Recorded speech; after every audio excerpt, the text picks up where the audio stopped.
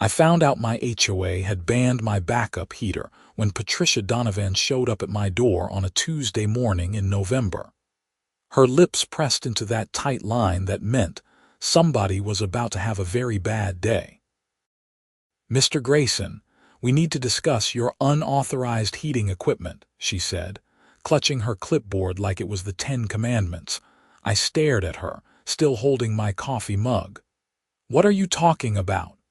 "The propane heater unit you installed in your garage last month.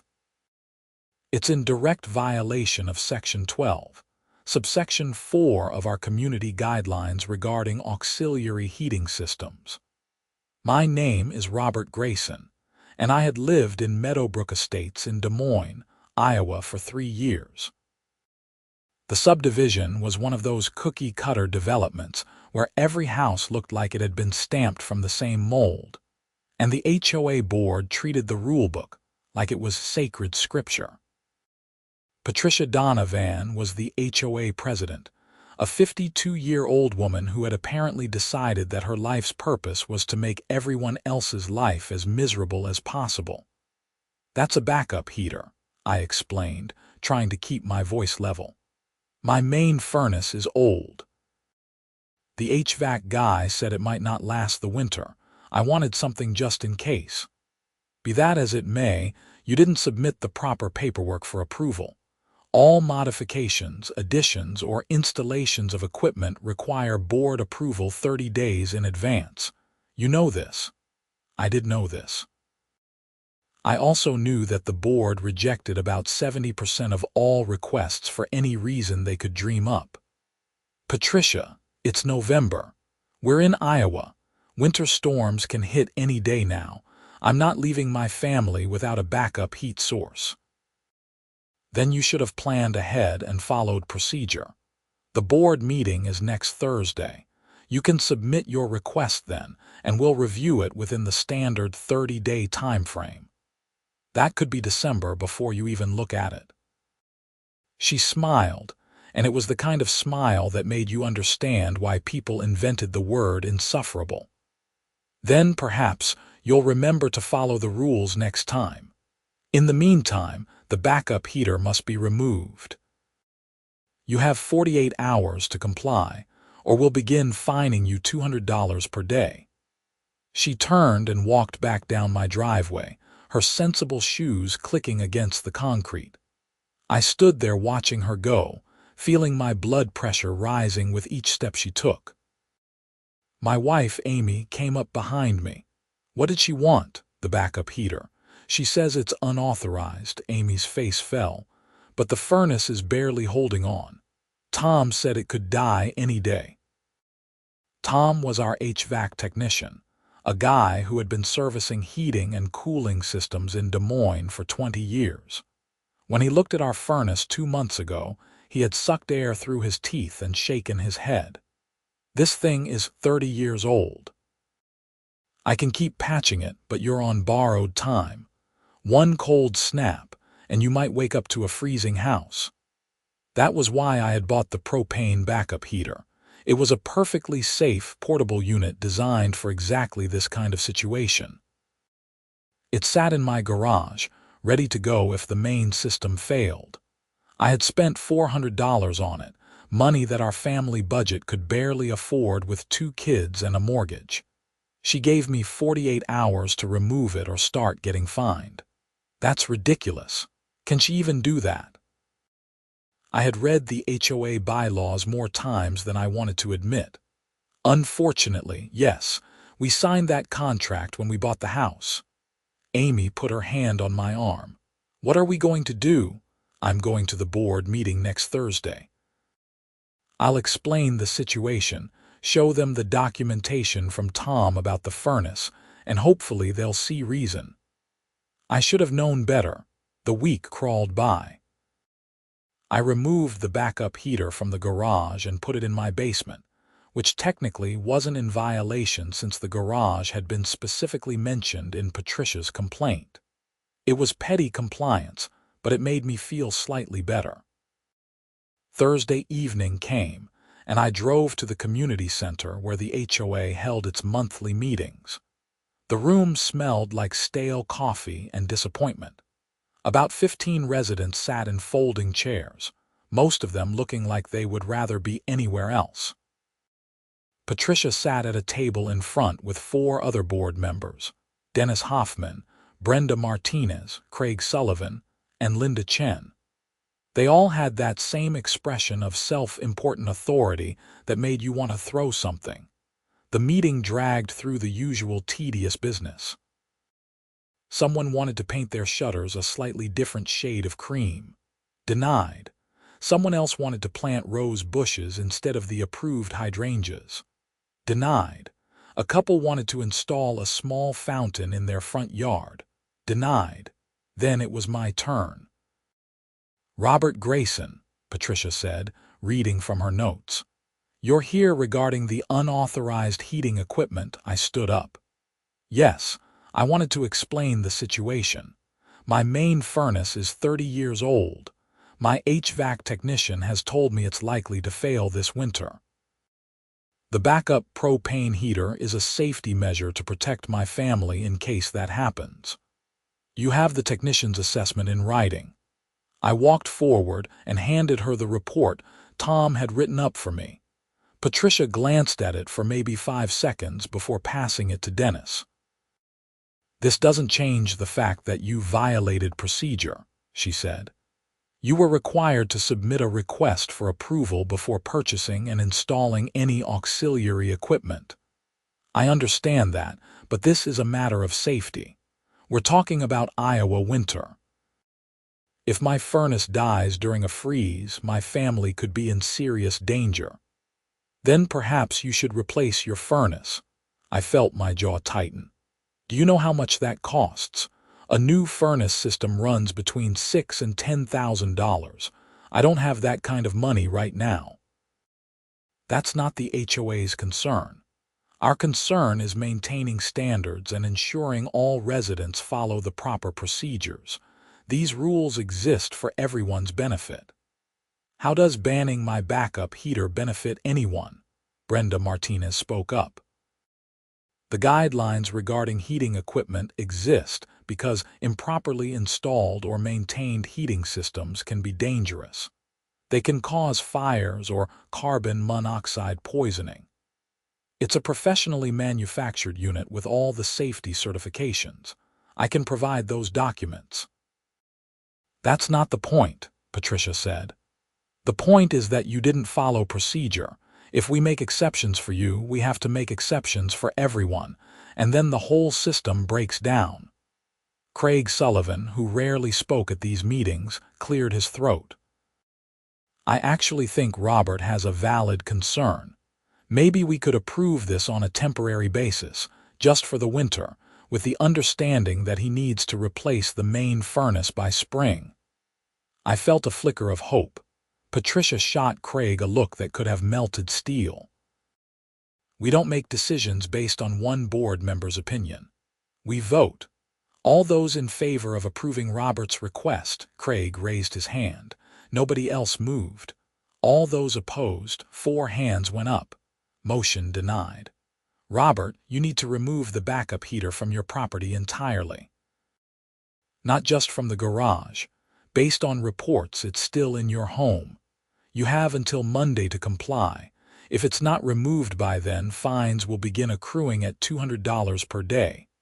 "Reports?" I asked. "Who's reporting on what's in my basement?" Patricia's smile was thin. "We have community members who take their responsibilities seriously.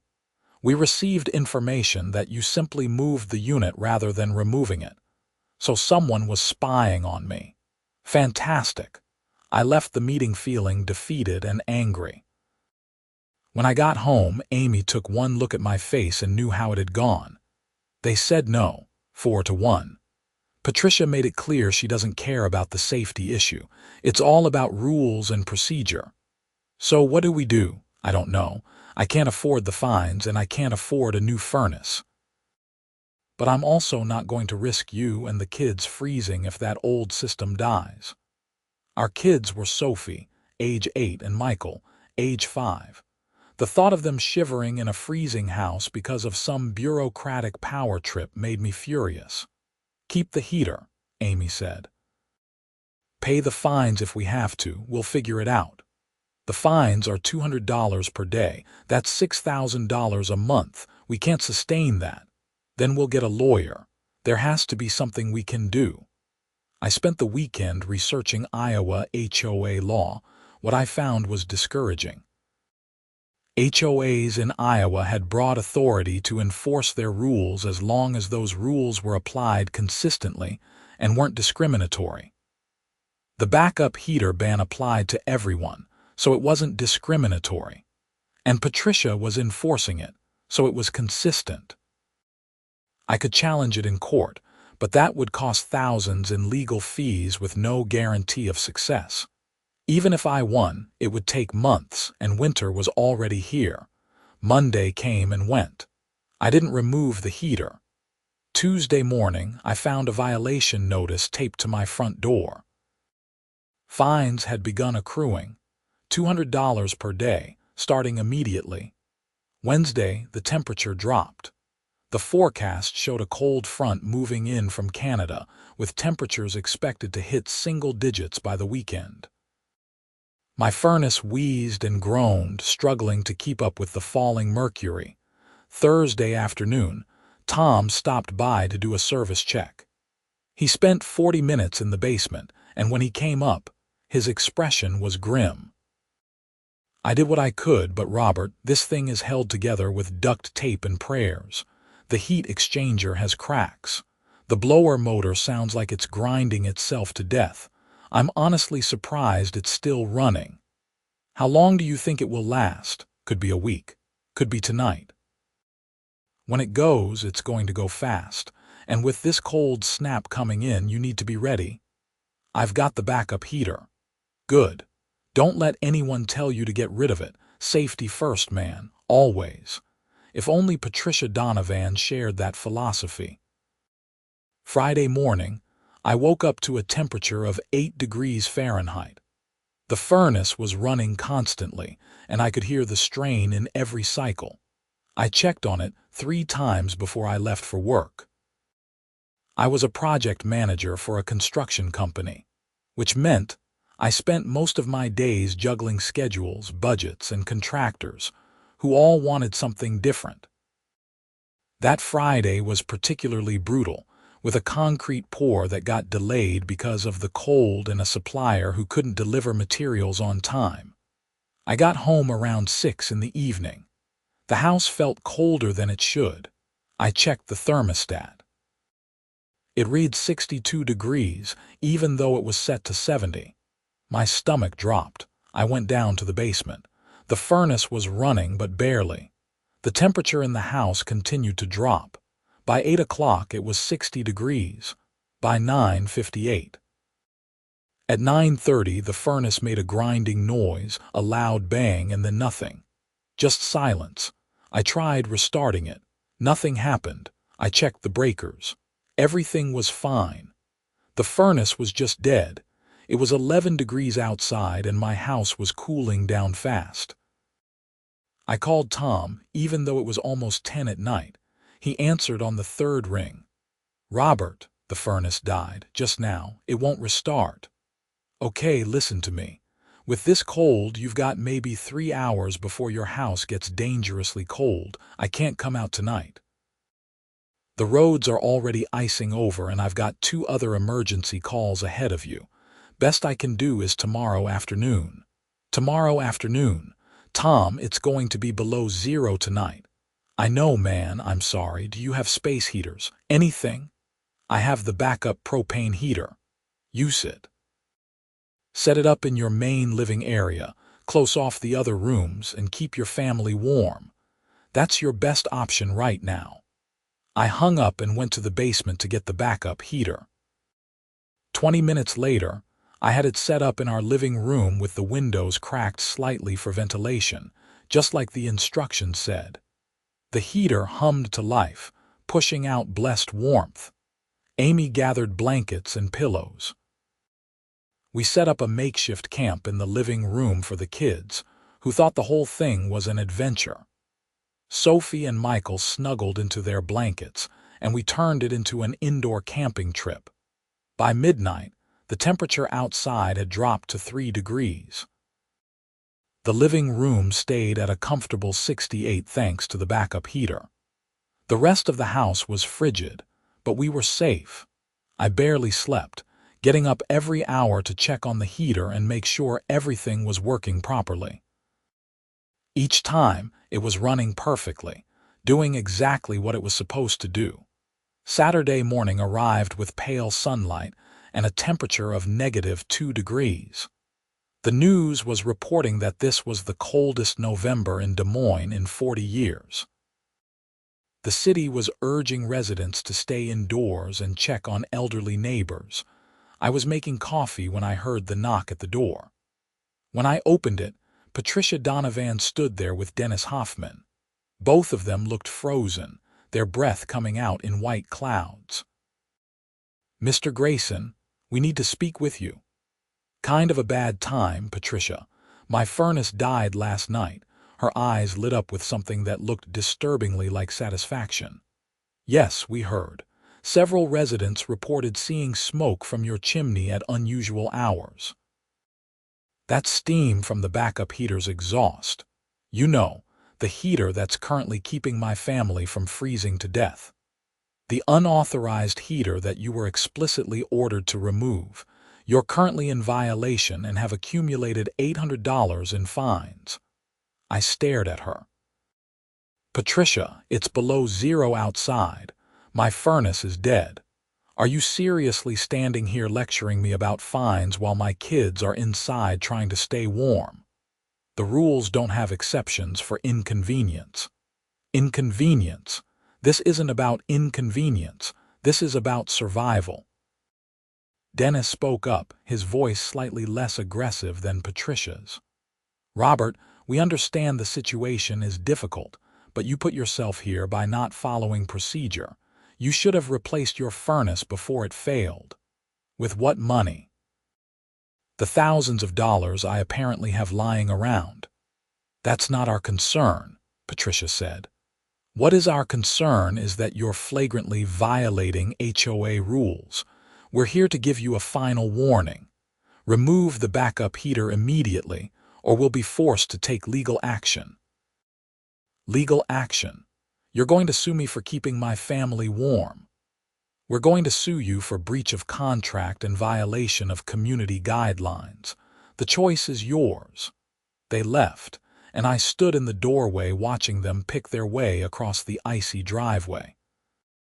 The cold air rushed into the house and I quickly shut the door. Amy had heard everything. "They can't be serious." "They're serious." "What are we going to do?" "Hope that Tom can fix the furnace today, and if he can't, we're keeping that heater running no matter what Patricia says." Tom showed up around 2 in the afternoon, his van sliding slightly on the ice as he pulled into the driveway. He spent an hour in the basement, and I knew it was bad news when he came up shaking his head. "I'm sorry, Robert. The heat exchanger is completely cracked. The blower motor is shot. The control board is fried. Even if I had the parts, which I don't, we're talking about $3,000 in repairs on a system that's 3 decades old. It's not worth it. You need a new furnace." "How long until you could install one?" "I can get you on the schedule for next week." But with this cold snap, everyone's calling. Realistically, I'm looking at maybe Thursday or Friday. That's 6 days away. I know. Look, between you and me, keep using that backup heater. I saw it in your living room. It's a good unit, properly ventilated. You'll be fine.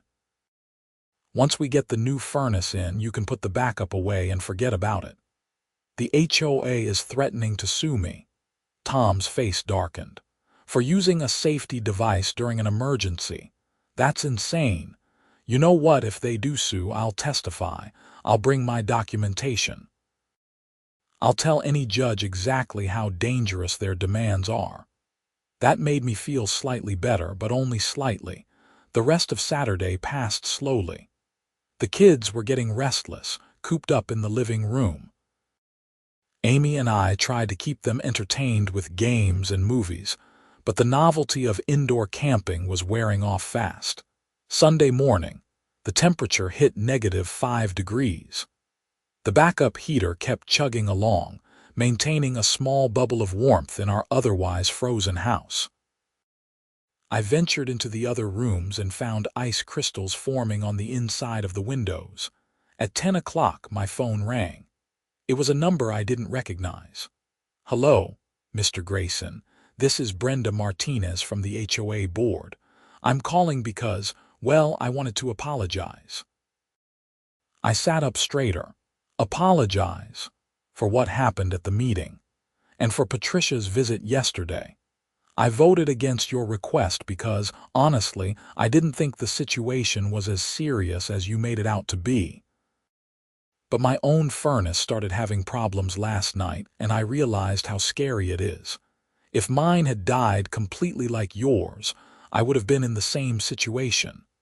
So you understand why I need the backup heater. I do. I called Dennis and Craig this morning. Dennis won't budge, he always votes with Patricia. But Craig and I are on your side. That's 2 votes out of 5. Not enough to change anything. No, but I wanted you to know that not everyone on the board agrees with this. Patricia is, she's very rigid about the rules. She doesn't see the human element sometimes. Sometimes, Brenda gave a small laugh. Okay, most of the time. Look, I can't promise anything, but I'm going to try to call an emergency board meeting. Maybe if we can get Linda to see reason, we can overturn the decision. I appreciate that, Brenda, I really do. After I hung up, I told Amy about the call. She looked hopeful for the first time in days. Maybe they'll actually do the right thing. Maybe. But I had my doubts. Sunday afternoon, Patricia called. Not Brenda, but Patricia herself. "Mr. Grayson, I understand that Brenda Martinez contacted you today." She did. "I want to make something very clear. Brenda does not speak for the board. Any official board communication comes from me as president. The board's decision stands. The backup heater is unauthorized and must be removed. Patricia, it's -5 degrees outside. My furnace is dead. I have 2 young children in this house. I'm not removing the only heat source we have. Then you leave me no choice. Tomorrow morning, I'm filing an injunction with the county court to have the heater removed by force if necessary. Additionally, your fines will continue to accrue. You're going to court to force me to freeze my family. I'm going to court to enforce the rules that every resident agreed to follow. Your personal situation doesn't give you the right to ignore those rules." She hung up before I could respond. I sat there holding the phone, feeling a mixture of rage and disbelief. Amy saw my face and came over. "What did she say?" I told her. Amy's face went pale. "She can't actually do that, can she? No judge would order us to remove our heat source during a freeze." "I don't know, but I'm not taking any chances. Tomorrow morning I'm calling a lawyer." That night was the coldest one yet. The temperature hit -8 degrees, with wind chills making it feel like -25. The backup heater worked overtime, and I found myself checking it every 30 minutes, terrified it would fail. It didn't. That little unit kept running, kept pushing out heat, kept my family safe. Monday morning, I called 3 law firms before I found one that would take my call. I explained the situation to a lawyer named David Pierce. He listened carefully, asked a few questions, and then sighed. "Mr. Grayson, what the HOA is doing is legal, technically. They have the authority to enforce their rules. However, you also have the right to argue that those rules in this specific situation create an imminent danger to you and your family. That's a defense that might work." Might. HOA law is tricky. Judges generally side with HOAs unless there's clear evidence of discrimination or overreach. You'd need to prove that removing the heater would put you in immediate danger. It's below zero outside and my furnace is dead. How is that not immediate danger? I agree with you. But we'd have to argue it in court, and that takes time and money. I charge $350 an hour. A case like this could easily run $5,000 to $10,000, and that's if it doesn't go to appeal. More money I didn't have. What if I just keep the heater and deal with the fines? The fines will accumulate until the HOA places a lien on your house. Eventually, they could force a sale to recover the debt. I've seen HOAs foreclose on homes for less. I thanked him and hung up, feeling more trapped than ever. Around noon, I got a text from Brenda. She had managed to call an emergency board meeting for that evening. It was a slim hope, but it was something. At 6 o'clock, I drove carefully over the icy roads to the community center. The parking lot was nearly empty, just a handful of cars. Inside, the 5 board members sat at their table, along with maybe 6 residents in the audience. Patricia called the meeting to order with obvious irritation. This emergency meeting was called by board member Brenda Martinez. "Brenda, you have the floor." Brenda stood up. "Thank you. I called this meeting because I believe we made a mistake regarding Robert Grayson's backup heater. Given the extreme cold and the failure of his main heating system, I move that we grant a temporary exception allowing him to use the backup heater until his furnace can be replaced." "That's not how exceptions work," Patricia said. "We don't grant exceptions, we enforce rules." "Rules should serve the residents, not endanger them," Brenda countered. "Robert has 2 young children. Forcing him to remove his heat source in these temperatures is unconscionable." Craig spoke up. "I agree with Brenda. This is an emergency situation. We should be helping our residents, not punishing them." "The situation is of his own making," Dennis said. "He had months to replace his furnace. He chose not to." "Because it costs $10,000, I said from my seat. "Not everyone has that kind of money readily available."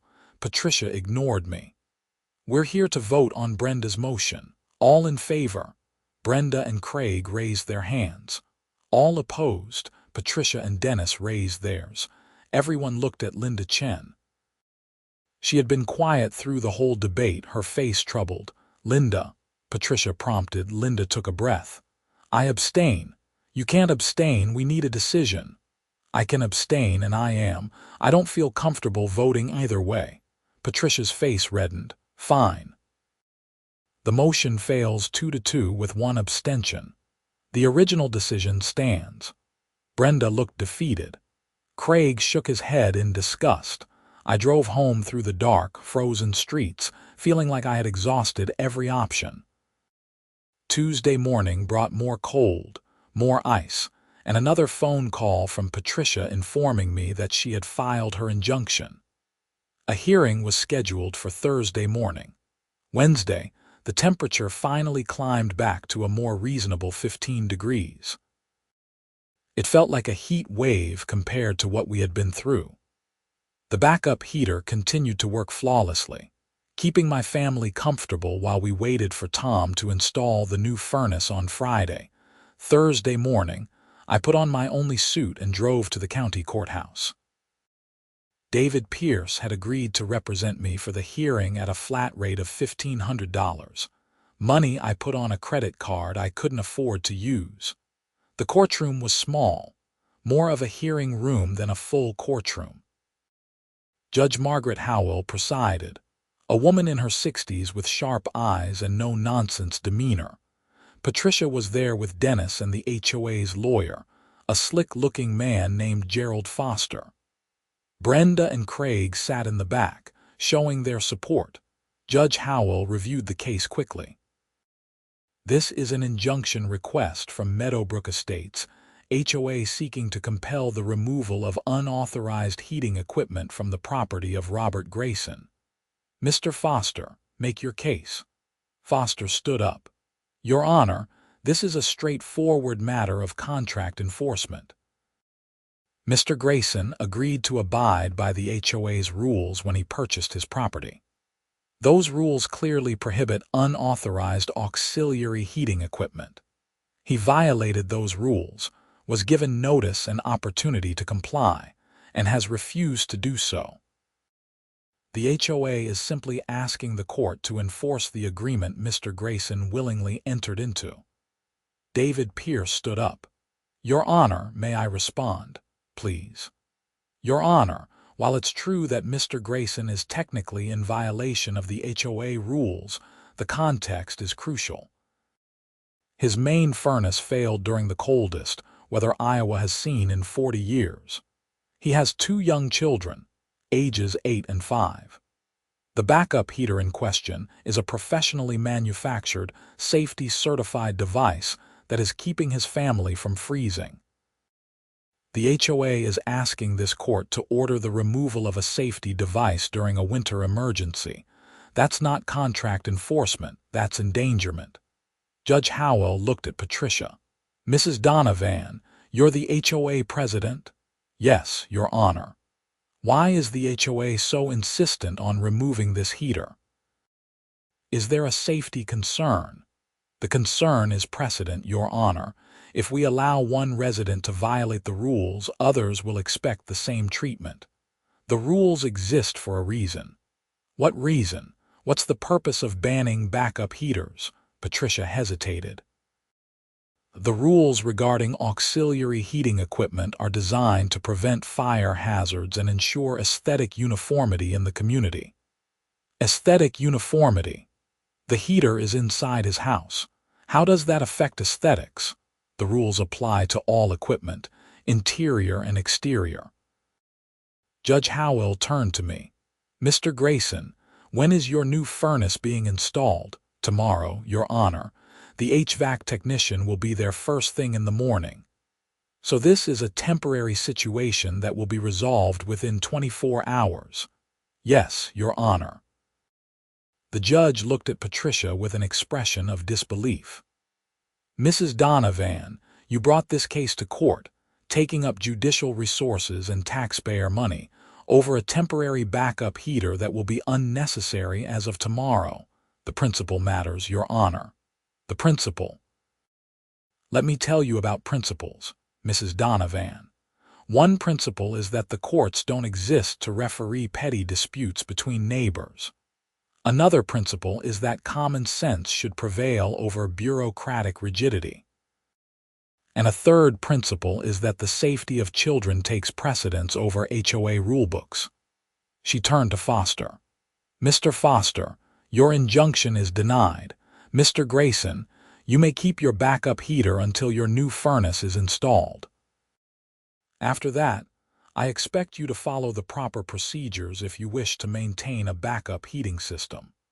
Mrs. Donovan, the HOA is ordered to cease its fines against Mr. Grayson immediately and to reimburse any fines already collected. Your Honor, Foster began, my decision is final. This hearing is concluded.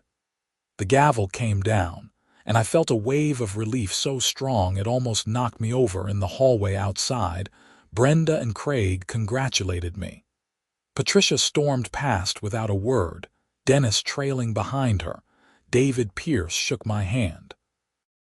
That went better than I expected. Judge Howell doesn't suffer fools gladly. Thank you for your help. You're welcome, and good luck with the new furnace. I drove home feeling lighter than I had in weeks. When I told Amy what happened, she actually cried with relief. Friday morning, Tom arrived at 8 o'clock sharp with his crew and a brand new furnace system. They worked all day, removing the old unit and installing the new one. By 6 in the evening, warm air was flowing through the vents, and the house was finally heating properly again. I moved the backup heater back to the garage, cleaned and ready for storage. It had served its purpose perfectly. That weekend, the temperature climbed back to the mid-30s, and the ice finally started to melt. Life in Meadowbrook Estates slowly returned to normal, or so I thought. The following Tuesday, I got a call from Brenda Martinez. Robert, I wanted to give you a heads up. Patricia called a special board meeting last night. She's planning to propose a new rule that would ban all backup heating systems permanently, with no exceptions. She can't let it go, can she? No, she can't. The vote is scheduled for the regular board meeting next week. I'll vote against it, and so will Craig, but we need Linda to vote with us. I spent the next few days talking to neighbors, explaining what had happened and what Patricia was trying to do. Most people were sympathetic, especially after the cold snap we had all just survived. Several told me they had their own backup heating systems, just in case. The night of the board meeting, the community center was packed. At least 50 residents showed up, the most I had ever seen at one of these meetings. People stood along the walls and sat in extra chairs brought in from the storage closet. Patricia looked surprised and not particularly happy about the turnout. She called the meeting to order and went through the usual business quickly, clearly wanting to get to her proposal. Finally, she reached the main agenda item. I'm proposing an amendment to Section 12, subsection 4 of our community guidelines. The amendment would explicitly prohibit all auxiliary, backup, or supplementary heating systems, whether temporary or permanent, interior or exterior, with no exceptions for emergency situations. That's insane, someone called out from the audience. Patricia's face tightened. Order, please. This is a board meeting, not a free-for-all, Craig spoke up. Patricia, this amendment is too broad. You're basically saying that if someone's furnace fails, they just have to freeze until it's fixed. They can go to a hotel. Not everyone can afford a hotel. And what about elderly residents? Or people with medical conditions? This amendment could literally endanger lives. The amendment is necessary to maintain order and prevent future violations. I stood up. Patricia, this isn't about order. This is about control. You're trying to punish me specifically because I didn't bow to your authority. Sit down, Mr. Grayson. Residents don't speak unless recognized. I recognize him, Brenda said. Robert has every right to speak. Several other residents started talking at once.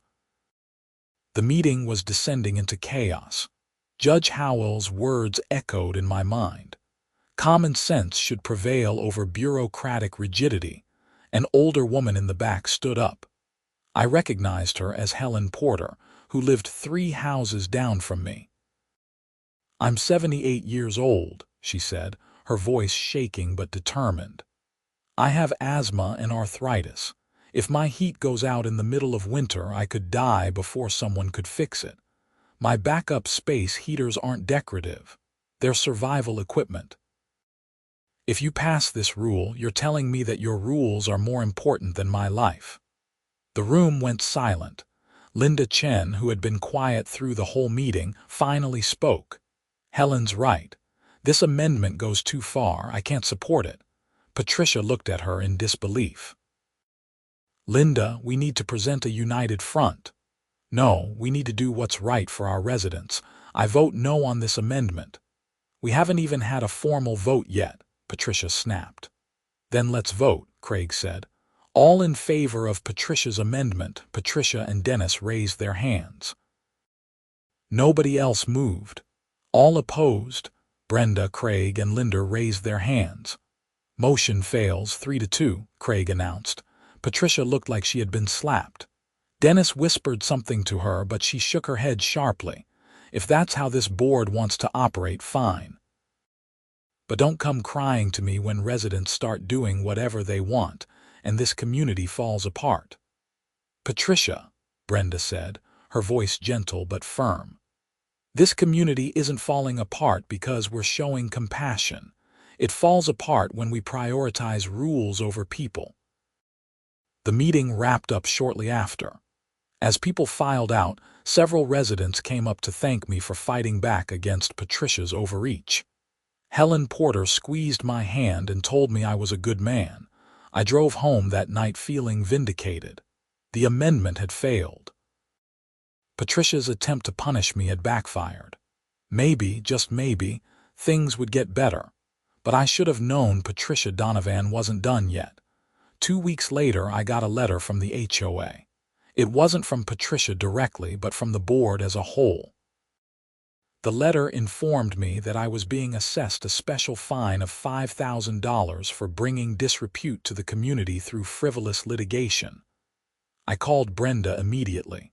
"Did you know about this?" "What? No. What are you talking about?" I read her the letter. She was silent for a long moment. "Robert, I didn't vote on this. None of us did. This had to be Patricia acting alone." "Can she do that?" "Absolutely not. All fines have to be approved by a majority vote of the board. This is completely unauthorized." I called David Pierce again. He was less optimistic this time. "This is harassment, plain and simple. But proving it and fighting it will cost you more legal fees. The question is whether you want to keep spending money to battle this woman." I didn't want to. But I also wasn't going to let Patricia Donovan run me out of my home. "What are my options?" "You could file a complaint against her with the board, seek to have her removed as president. You could also file a civil suit for harassment. Or you could pay the fine under protest and then sue for reimbursement. All of those options involve time, money, and stress." I discussed it with Amy that night. We were both exhausted from the constant fighting. "Maybe we should just sell the house," Amy said quietly. "Move somewhere without an HOA. We can't afford to move right now, and why should we? We're not doing anything wrong. Patricia is the problem, not us." "I know, but I'm tired, Robert. I'm tired of the stress and the letters and the threats. I just want to live in peace." I understood how she felt. I was tired too. But something in me refused to give up. The next day, I drafted a formal complaint against Patricia, citing the unauthorized fine and requesting an investigation into her conduct as HOA president. I submitted it to the board with copies of all my documentation. 3 days later, Brenda called me. "Robert, we're holding an emergency board meeting tomorrow night. It's about your complaint. You should be there." The meeting was tense from the start. Patricia sat at the board table with her arms crossed, glaring at everyone. Dennis sat beside her, looking uncomfortable. Brenda, Craig, and Linda sat on the other end, as far from Patricia as they could get. Craig chaired the meeting since the complaint was against Patricia. "We're here to address Robert Grayson's formal complaint against HOA President Patricia Donovan. Robert alleges that Patricia issued an unauthorized fine without board approval, and that her conduct has been harassing and retaliatory. Patricia, do you want to respond to these allegations?" "This is ridiculous. I'm the president. I have the authority to issue fines when residents violate the rules." "Not without board approval, you don't," Brenda said. "That's explicitly stated in our bylaws. All fines over $100 require a majority vote." I was acting in the best interest of the community. "You were acting in your own interest," Craig said. "You were angry that your amendment failed and that the court ruled against you, so you retaliated against Robert with a fake fine. It's not fake. He did bring disrepute to the community." "By keeping his children warm?" Linda asked. "By following a judge's orders. That's not disrepute, Patricia. That's common sense." Patricia's face was red now. "You're all ganging up on me. I've been president of this HOA for 6 years. I've maintained our standards and kept this community beautiful. And this is the thanks I get." "Patricia, nobody's attacking you," Brenda said. "But you made a mistake. You overstepped your authority. We need to acknowledge that and move forward." "I didn't overstep anything. I was doing my job." Craig looked at the others. "I move that we void the $5,000 fine against Robert Grayson as it was issued without proper authorization. All in favor?" Brenda, Craig, and Linda raised their hands. All opposed. Patricia and Dennis raised theirs. Motion passes 3-2. The fine is voided. Robert, you don't owe the HOA anything. I felt relief, but it was short-lived. I quit, Patricia said suddenly. If this is how you're going to treat me, I quit. I'm done being president. I'm done with this board. You can all deal with the mess you're about to create. She stood up and walked out, Dennis hurrying after her. The room was silent for a moment. Well, Craig said slowly, I guess we need a new president. Brenda was elected acting president that night with a promise to hold proper elections at the next regular meeting. The change in atmosphere was immediate and palpable. Over the next few weeks, Brenda worked to reform some of the more draconian HOA rules. The prohibition on auxiliary heating equipment was modified to allow backup systems with proper safety certifications. The approval process for modifications was streamlined. Fines were restructured to be more reasonable. Meadowbrook Estates slowly transformed from a place of constant conflict to an actual community. Patricia Donovan moved away 4 months later. She and Dennis sold their house and left without saying goodbye to anyone. I heard through the neighborhood gossip that they moved to a different subdivision with an even stricter HOA, which seemed fitting somehow. As for me and my family, we stayed in our house. The new furnace worked perfectly, and I kept the backup propane heater in the garage, just in case. It was now properly registered with the reformed HOA, all the paperwork filed and approved. Sophie and Michael grew up without remembering much about that cold winter, though Sophie sometimes mentioned the time we had an indoor camping adventure in the living room. Amy and I remembered every detail, especially the feeling of helplessness against an authority that seemed to care more about rules than people. The experience taught me several important lessons. First, that HOA boards need oversight and accountability because unchecked power corrupts even the smallest authorities. Second, that standing up for what's right is exhausting and expensive, but sometimes necessary. Third, that communities work best when they're guided by compassion rather than rigid adherence to rules. And fourth, that backup heaters are worth their weight in gold. I became friendly with Tom, my HVAC technician. He made sure to service my furnace twice a year, and I referred him to everyone I knew. He later told me that he had received a dozen calls that winter from other Meadowbrook Estates residents, all of them asking about backup heating options. Brenda served as HOA president for 2 years before stepping down. Craig took over after that, and the board continued to function with a much more reasonable approach to governing. The neighborhood thrived under the new leadership. Property values actually increased, which was ironic considering Patricia had always claimed her strict enforcement was necessary to maintain values. I ran into Dennis Hoffman at the grocery store about a year after Patricia moved away. He looked tired and older than I remembered. We made awkward eye contact, and for a moment I thought he might just walk past me, but he stopped. "Robert, I owe you an apology." I was surprised. "Okay." I should have stood up to Patricia. I knew she was wrong about the heater situation, but I went along with her because it was easier than arguing. "I'm sorry for that. You were right and we were wrong." "I appreciate you saying that, Dennis." For what it's worth, things didn't work out well for Patricia in the new neighborhood. Their HOA is even more strict than ours was, and she's already been in multiple disputes with the board there. I think she's just not happy unless she's fighting with someone. Some people are like that. Dennis nodded and walked away, and I never saw him again. The incident became something of a local legend in Des Moines. A reporter from the Des Moines Register heard about the story and wrote an article about HOA overreach, using my case as the central example. The article sparked a broader conversation about HOA reform in Iowa, and several state legislators proposed new laws to limit HOA authority and provide more protections for homeowners. I was even invited to testify before a state legislative committee.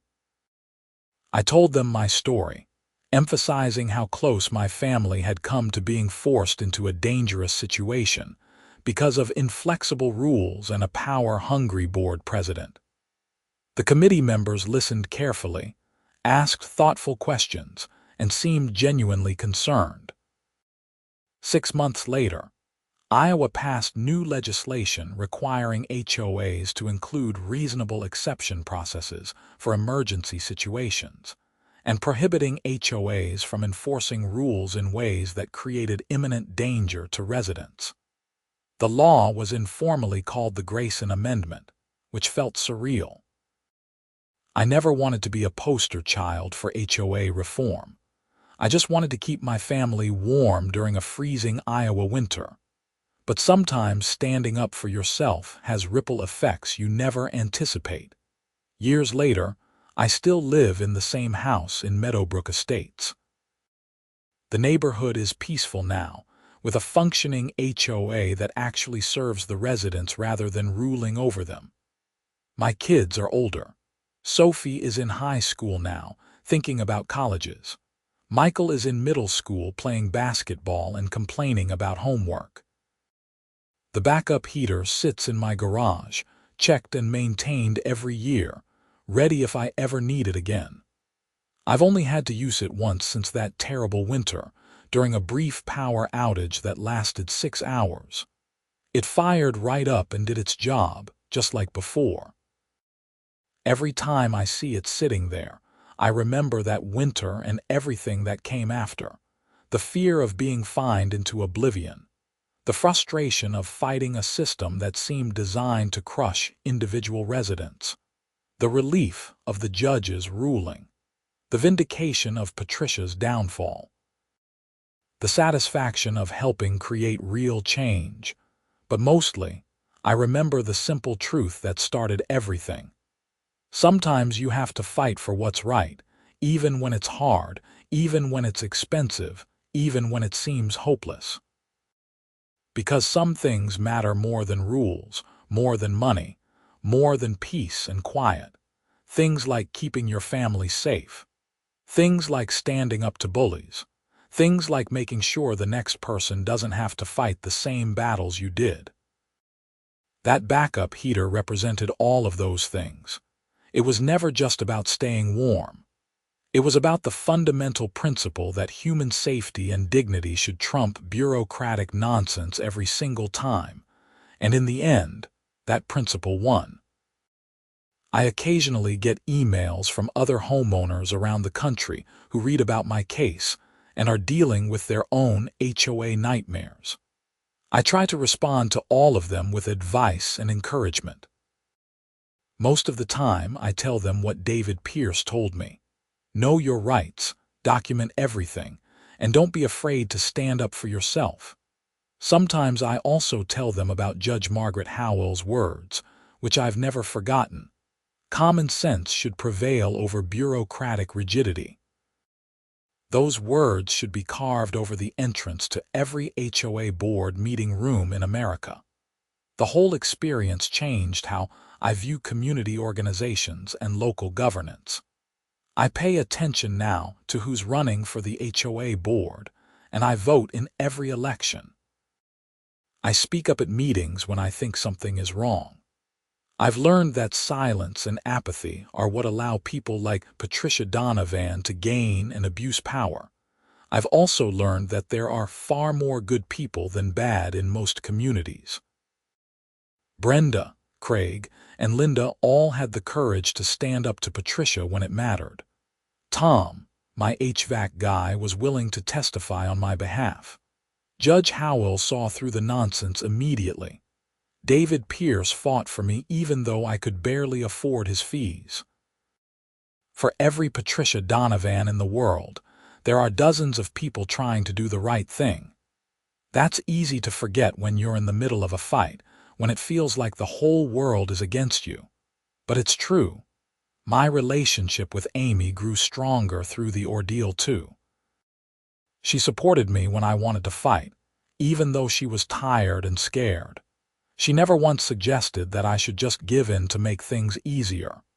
We were a team, facing an unreasonable situation together. The kids, thankfully, came through it relatively unscathed. They were young enough that the details didn't really register. For them, it was just a weird winter when we had a camping adventure in the living room. As they got older, we told them the full story, using it as a lesson about standing up for yourself and doing what's right even when it's difficult. I sometimes wonder what happened to Patricia Donovan after she moved away. Did she ever realize that her rigid adherence to rules over people was the problem? Did she ever feel any regret for how she treated me and my family, or any of the other residents she bullied over the years? Probably not. People like Patricia rarely engage in that kind of self-reflection. For them, the rules are the rules, and anything else is chaos and disorder.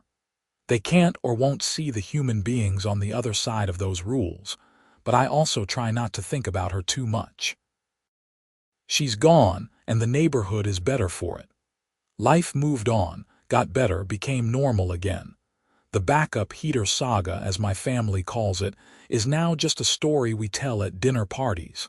It gets laughs and incredulous reactions. People can't believe an HOA would try to force someone to freeze during a winter emergency.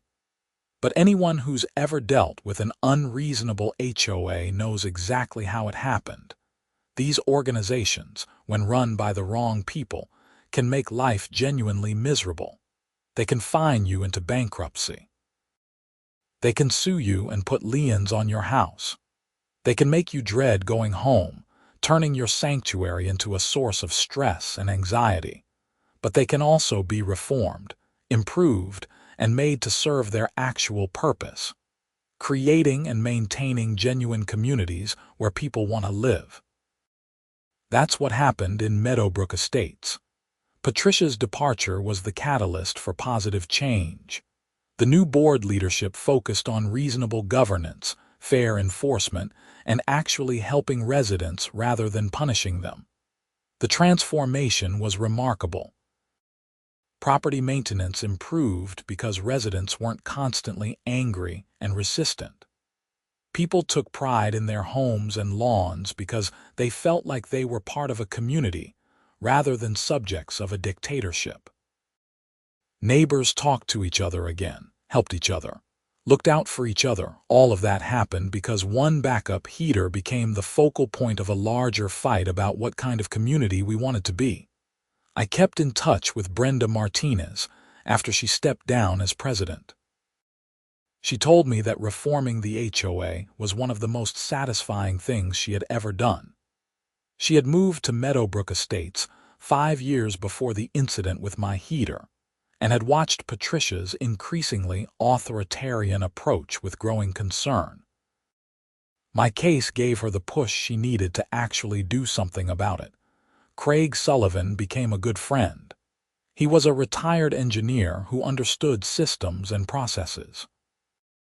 He helped redesign the HOA's governance structure to include more checks and balances, making it much harder for any one person to accumulate the kind of power Patricia had wielded. Linda Chen remained on the board for several more years. She told me that abstaining on Brenda's motion to grant me an exception was the moment she realized she needed to be more decisive. My case taught her that neutrality in the face of injustice is its own kind of injustice. Even Helen Porter, the elderly woman who had spoken so powerfully at the board meeting, became part of my extended circle. She and Amy became friends, and Helen taught Sophie how to knit. She passed away 2 years ago at the age of 83, peacefully in her sleep.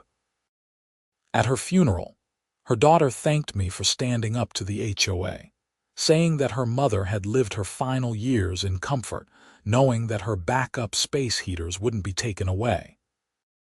That moment, standing in a church listening to Helen's daughter talk about safety and security in old age, drove home how much had been at stake.